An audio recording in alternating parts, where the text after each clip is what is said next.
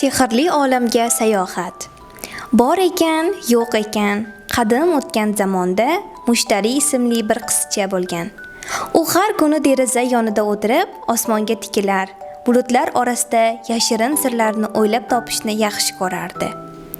Bir kuni u deraza tokchasida yaltirab turgan kichkina oltin rangli kalitni topdi. Kalit tagiga shunday yozuv bitilgan edi: Qalbing pok bo'lsa, bu kalit seni sehrli olamga olib boradi. Mushtari kalitni ushlab, yuragini quloq solib tingladi. U pok edi. Shu payt deraza oldidagi gulzorlar oralab yashiringan kichkina eshik ko'ziga tashlandi. Kalitni solib ochgan zahoti bir zumda hamma narsa porlab ketdi. Mushtari sehrli olamga kirib bordi.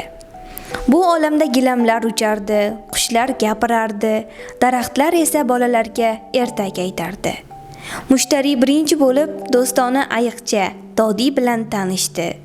Dodi uni yashil yulduzlar daryosiga olib bordi. Bu daryoda suzayotgan yulduzchalar har bir tilakni eshitardi.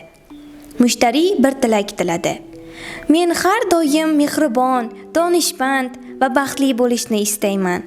Yulduzchalar porlab: Sen buni allaqachon uddalabsan, faqat yuragingni eshit deb javob berishdi. Mushtari sehrli olamda ko'p do'stlar topdi.